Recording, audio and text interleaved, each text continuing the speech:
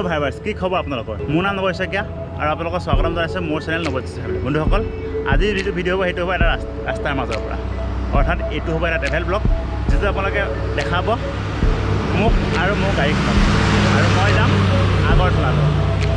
আৰু এইটো এটা সম্পূৰ্ণ চ'ল' ট্ৰিপ। তো আপোনালোকে ভিডিঅ'টো শেষলৈকে চাব, তেতিয়া গম পাব অসমৰ পৰা আগৰতলা কিদৰে যাব পাৰি আৰু কিমান সময় লাগে। তো আহক ভিডিঅ'টো চাম।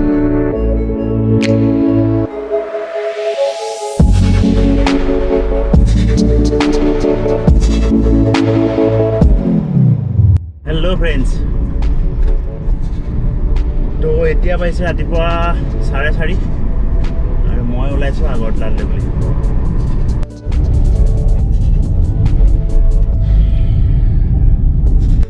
তো এবাৰ মই ঠিক কৰিলোঁ যে মই গাড়ী লৈ যাওঁ আগৰতলালৈ।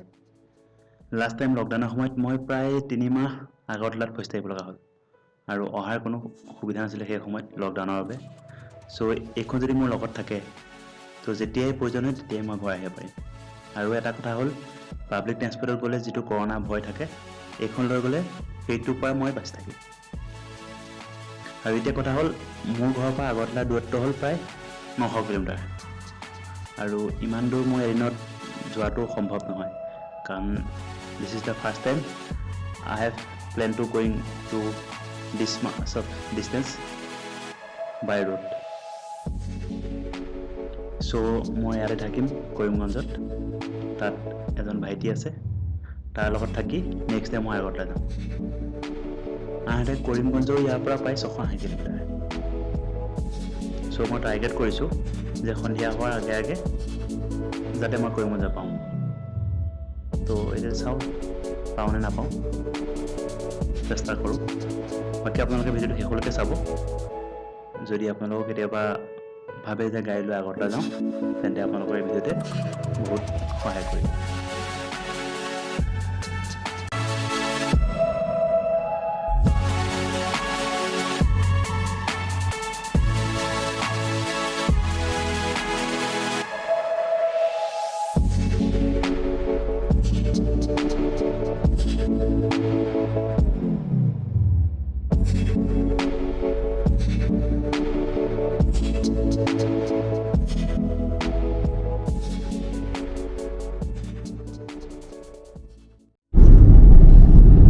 তেল ভৰাই লৈ আকৌ যাত্ৰা আৰম্ভ কৰিছোঁ। টেংকিটো ফুল কৰি দিলোঁ, যিহেতু বাৰে বাৰে গাড়ী ৰখাই থৈ সময়বিলাক বৰবাদ কৰি থাকিব নোৱাৰি, সেয়া একেবাৰে ফুল কৰি লৈছোঁ। চ' আকৌ য'ত শেষ হয় তাত ভৰাই লওঁ। আৰু এইকণ সময়তে মই এখন ফেচবুকত ফটো দিলোঁ। যদি আপোনালোকে মোক ফেচবুকত ফ'ল' কৰা নাই, তেন্তে নৱজ্যোতিছভাইবছ মাৰি দিব, আৰু যিটো পেজ ওলাব সেইটো পেজ ফ'ল' কৰিব। ইনষ্টাগ্ৰামতো ফ'ল' কৰিব পাৰে। মোৰ ইনষ্টাগ্ৰাম আই ডি হ'ল nabajyotisvibes, ছেইম আই ডি মোৰ ফেচবুক, ইউটিউব, ইনষ্টা চবতে, আৰু টুইটাৰতো আপোনালোকে পাব। চ' ফ'ল' কৰিব। তাত মই আপোনালোকৰ কিবা কুৱেশ্যন থাকিলে ডাইৰেক্ট উত্তৰ দিব পাৰিম।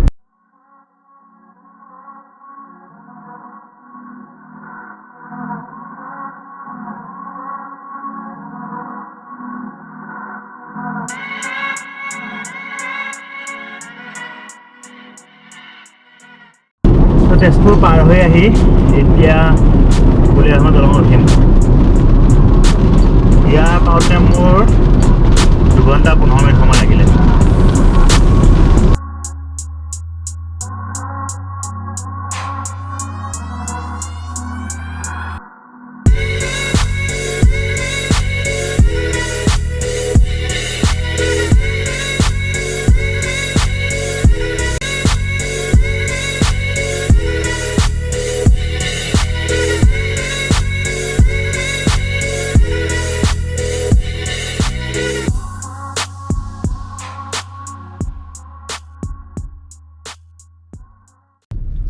টোলগেট আহি পাইছোঁ। কিমান আপনার সিঙ্গেল চিংগুল? সিঙ্গেল 95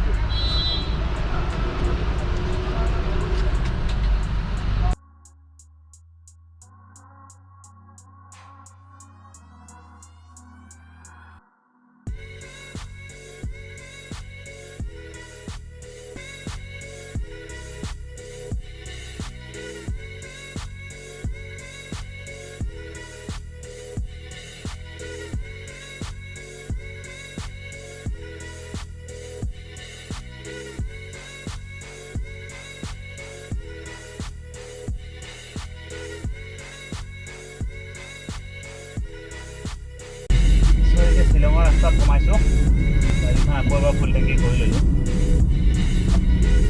চ' এতিয়া ক'ৰবাত অকণ ৰখি কিবা এটা খাই লওঁ একো খোৱাই নাই চ' খাম বুলি ভাবিয়ে আছোঁ এতিয়া সোমালোঁ যেতিয়া শ্বিলঙত খাই লওঁ আৰামত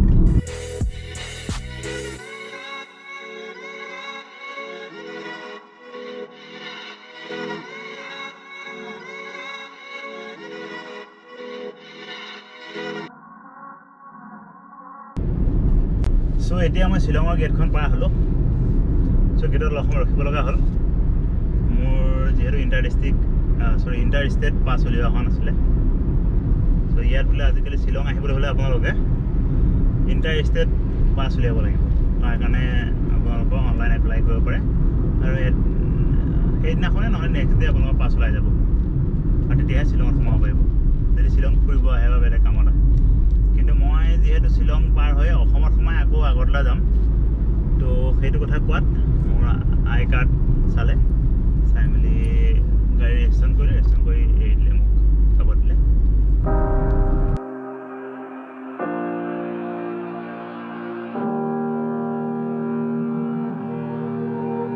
Every time we say goodbye, they all see that it's a lie. 'Cause we always give it one last try. Yeah, you've watched me break 1,000 times. Now I'm all alone, 'cause you never show. You say you will, but then you don't. That's how it goes. Don't wanna know. I'm turning off my mind so I get by. I just wanna be happy tonight. চ' মই এতিয়া শ্বিলং বাইপাছত উঠিলোঁ মই বাইপাছৰ তলদি গৈছিলোঁ শ্বিলং উমিয়াম চাম বুলি কিন্তু উমিয়াম মোক যাব নিদিলে কাৰণ মোৰ তেওঁলোকে এটা ষ্টিকাৰ লগাই দিয়ে যিসকলে শ্বিলঙত সোমাই এটা ষ্টিকাৰ লগাই দিয়ে মোৰ গাড়ীত ষ্টিকাৰ নাছিলে চ' মোক সুধিলে ত' মই ক'লোঁ মইতো আগতে যাম সেইকাৰণে মোৰ ষ্টিকাৰ লগোৱা নাই যে তেওঁলোকে ক'লে যে আপুনি সোমাব নোৱাৰিব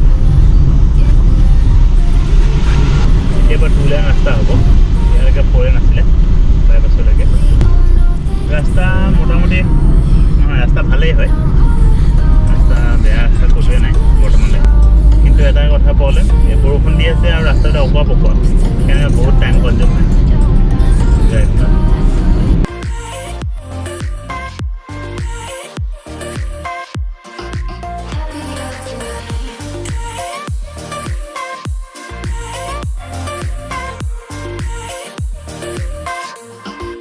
Happier tonight. Kept me waiting for you in the morning. I'ma leave without giving a warning. I'ma leave without turning off my mind so I get by. আৰু এনেদৰেই ডাৱৰৰ দেশৰ মাজে মাজে মই আগুৱাই গৈ আছোঁ অন্য এক দেশলৈ যাত্ৰা যিমানে আগবাঢ়ি যায় সিমানেই মধুৰময় এক অভিজ্ঞতা অনুভৱ কিন্তু তাৰ মাজতে হৃদয়ৰ এটা কোণত মোৰ ঘৰখন মা দেউতা পত্নী আৰু জিমিকে এৰি থৈ অহাৰ এক দুখ সোমাই থাকে আৰু এই সময়ত এইটো কথা ভাবিয়ে সান্তনা লওঁ যে এইবোৰ সকলো সময়ৰ খেল নিৰ্দিষ্ট সময়ত এই সকলোবোৰ ঠিক হৈ যাব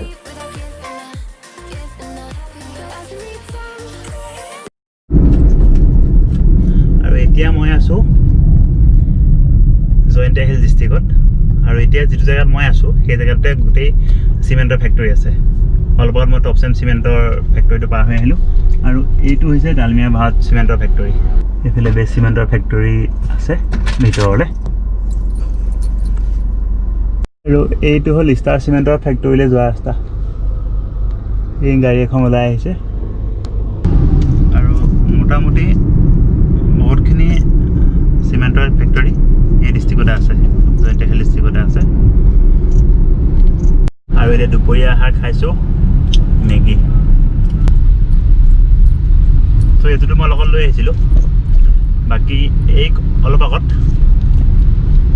সৰু গুমটি এখন আছিলে এই পানী 2 বটল ল'লোঁ গাড়ী ৱাইপাৰ পানীটো শেষ হৈছিলে চ' বাকী লো আৰু ভণ্টি এজনী আছিলে ভণ্টিজনীক ক'লোঁ বোলো পানী হাফ লিটাৰ গৰম কৰি দিয়া চ' ভণ্টিজনীয়ে পানী হাফ লিটাৰ গৰম কৰি দিলে আৰু এতিয়া মেগীত দি খাই আছোঁ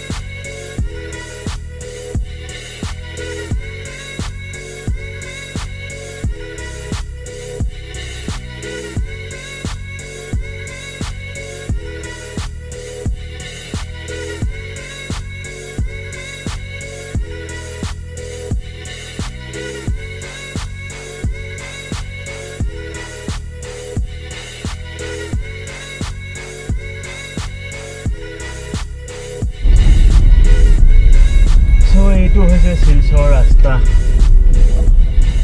অৱস্থা চাওঁ প্ৰাইচ গোটেই গাত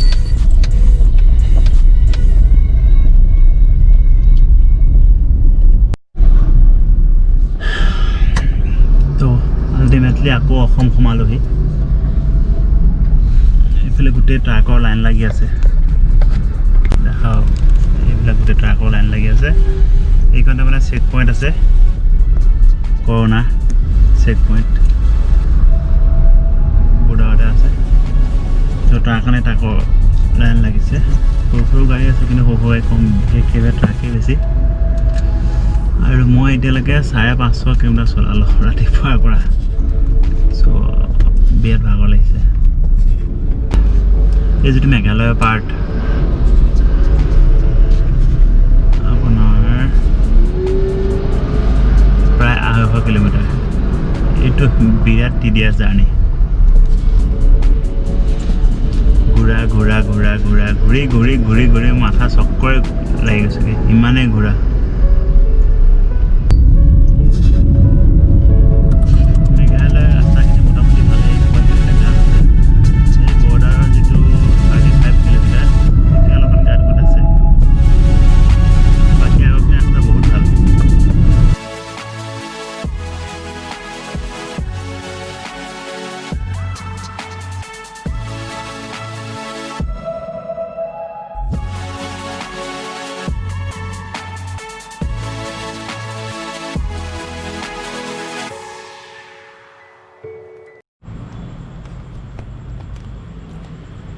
আল্টিমেটলি মই আজিৰ দিনটো টাৰ্গেট ভাইটিৰ কৰিমগঞ্জত থকা ঘৰ আহি পালোহি আজি ৰাতিটো মই ইয়াতে কটাম কাইলৈ ৰাতিপুৱা ইয়াৰ পৰা আগৰতলালৈ গৈ ৰাওনা হ'ম চ' সেয়েহে ভিডিঅ'টো আজি ইয়াতে সামৰিলোঁ কালি ইয়াৰ নেক্সট পাৰ্টটো আহিব সেইটো আপোনালোকে চাব বুলি আশা কৰিলোঁ আৰু শেষত কওঁ হয় বাৰ আপুনি সাংঘাতিক ধুনীয়া